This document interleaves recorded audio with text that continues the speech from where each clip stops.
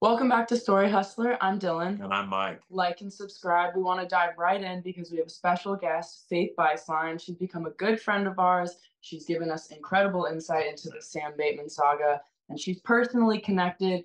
Her nieces and sisters were victims of Sam and his abuse, and her brothers are Torrance and LaDell Bistline, who are at the center of this trial. So, Faith, we just want to get your reaction to the verdict that we heard yesterday. I was not surprised at all. I was expecting a guilty verdict, and that's what happened. Yeah, no, I think we were all hoping for that verdict, especially given how well the prosecutors laid out and how the defense had How nothing. strong their case was. But Faith, this is you're so invested. You're involved with many of the young girls who have gotten out of that, and these are your two brothers that were on trial and probably now facing very significant prison terms. That's a lot. That's a lot going on for one inside one person. What's inside your heart right now, your head? Um, a lot of sadness from all angles, from the angles of they're my brothers, but also from the angle of my sisters were victims. From all angles, this whole thing makes me so sad. Help us out because I've been covering this for a long time, and Dylan and I have now been doing it for several years, and it's just with a case like this with Warren, and you were part of that community as well. It's like you hope that the system is going to get better. We're going to do a better job, and to give us your impressions on how this played out, because to my understanding, you were really one of the very first people to step forward and alert authorities with what we learned in this trial was apparently very detailed information about what was going on early on. And that just didn't seem to go anywhere. Yeah. So this was kind of my first experience dealing with law enforcement and reporting things like this to law enforcement. So I didn't know what to expect. And so, I mean, I'm taking it all on in thinking that this is a normal reaction for them and this is the normal process.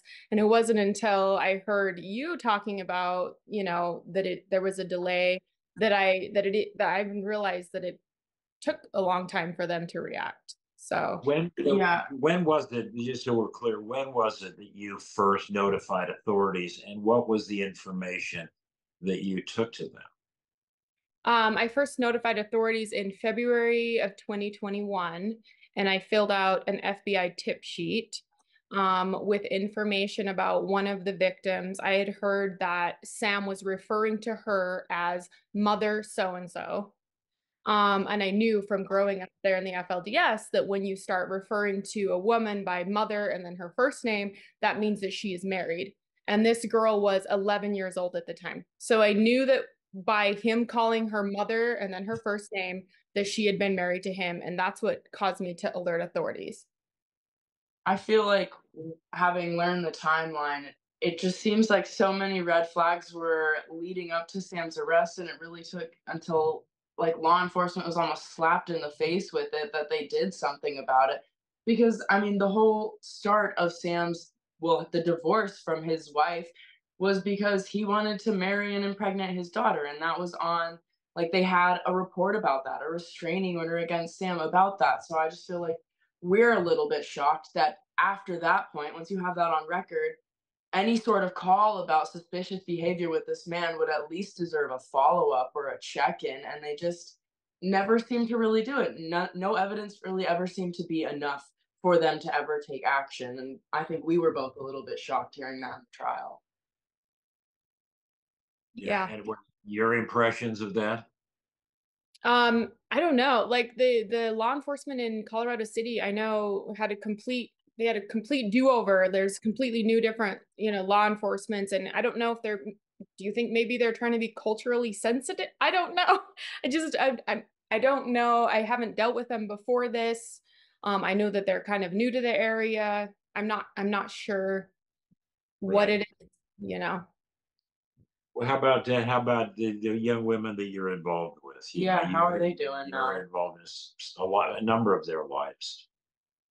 Yeah. How are they doing as far as just every day, Having like this, in general? yeah, having this over, how are they feeling about the verdicts? I can imagine that they would be happy with it.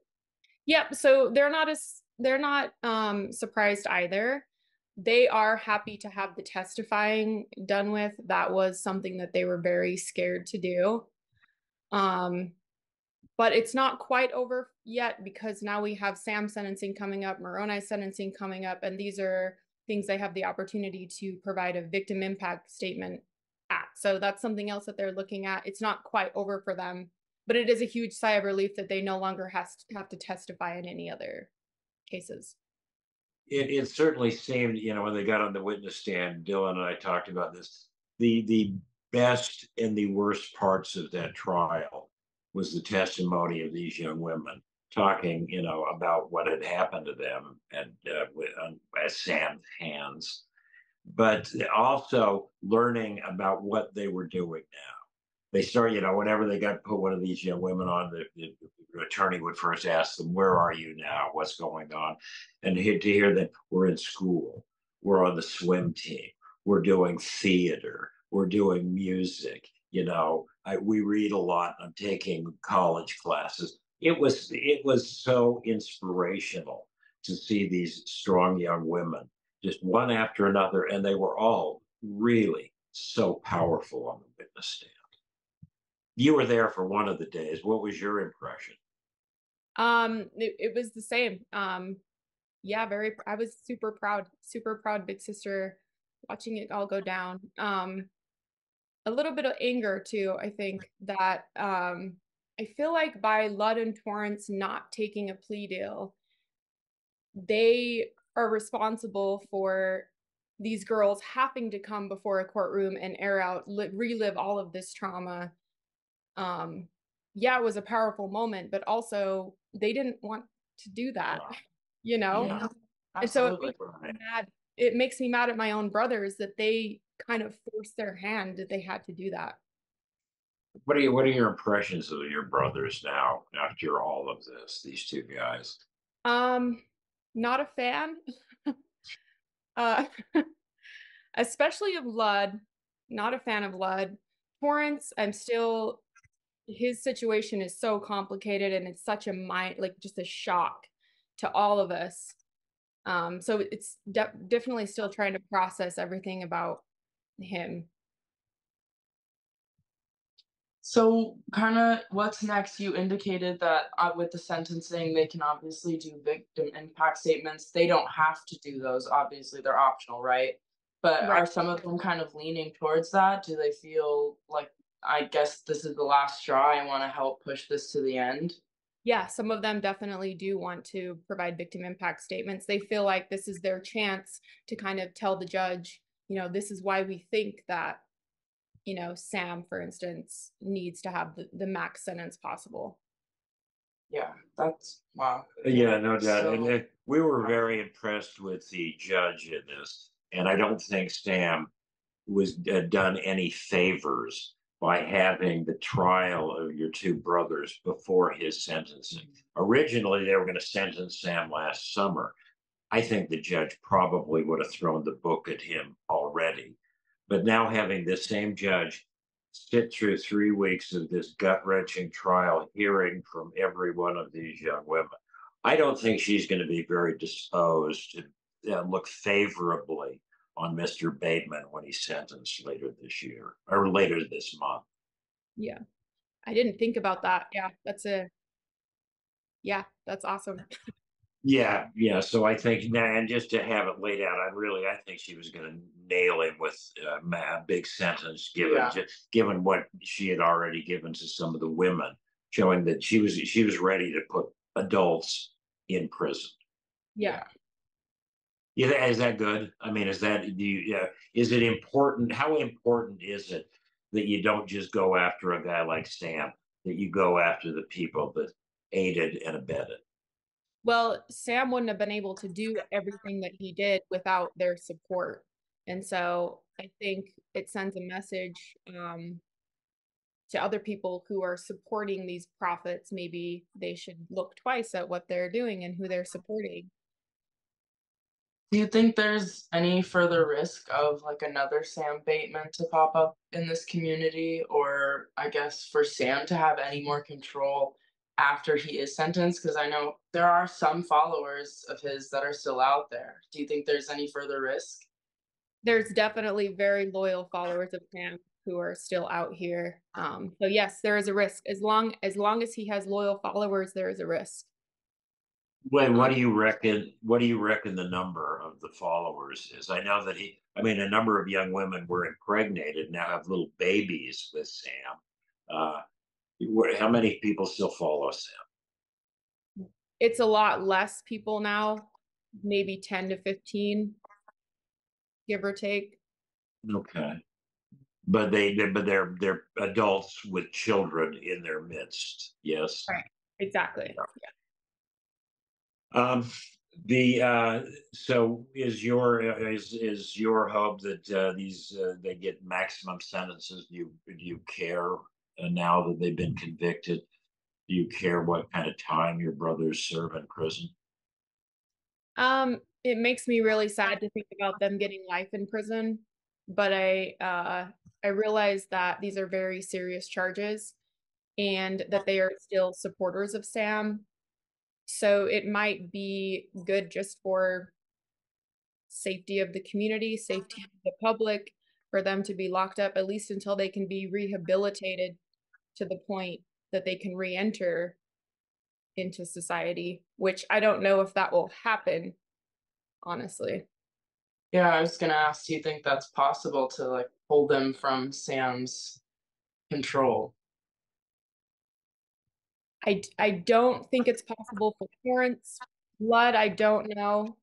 I think that Torrance is very similar to our mom. We share the same mom.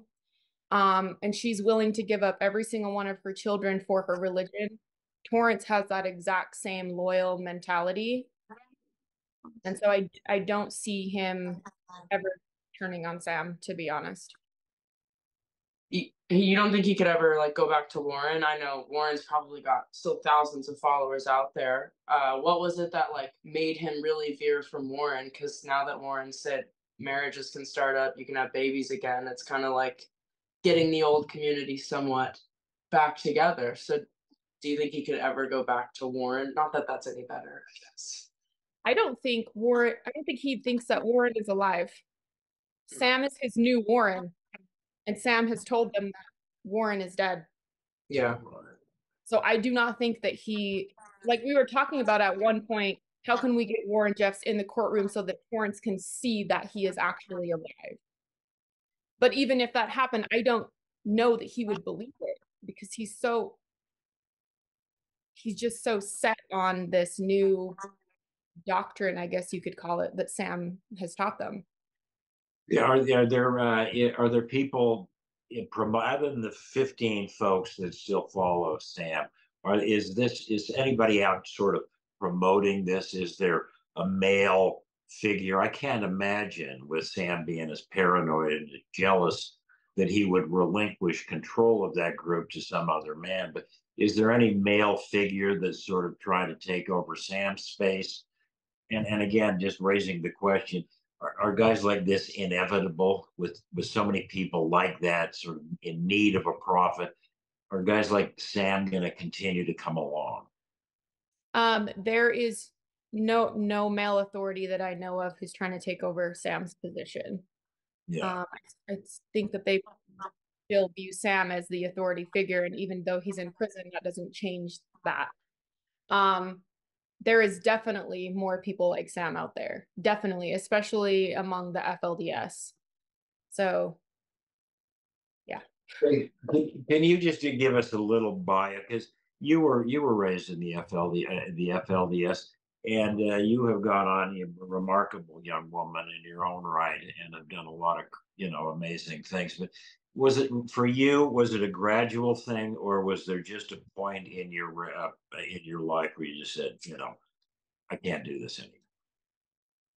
Um, so there was a point where, yes, I said I can no longer stay here.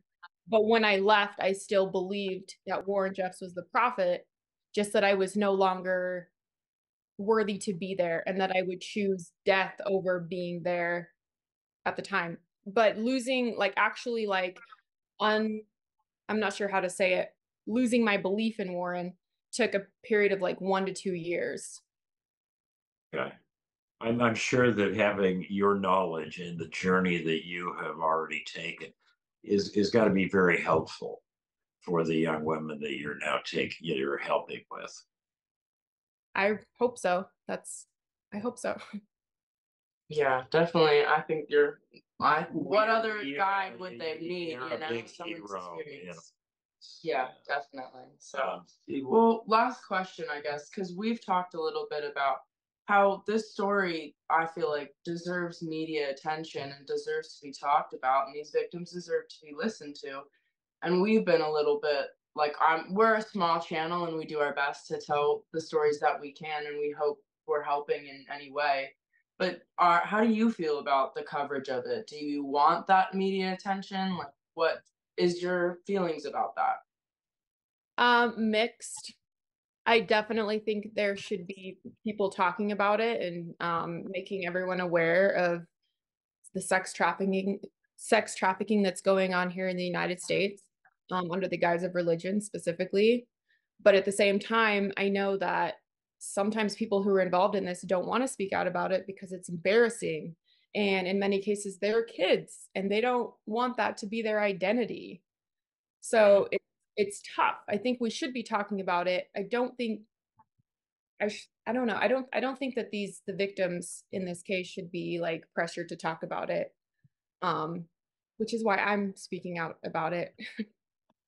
Yeah, absolutely. We well, completely we are agree. see, and this is we're very grateful because you know, again, you're as personally attached to this as anyone, and I got to think that it's just it is painful for you every time that you have to take this role of being sort of the spokesperson.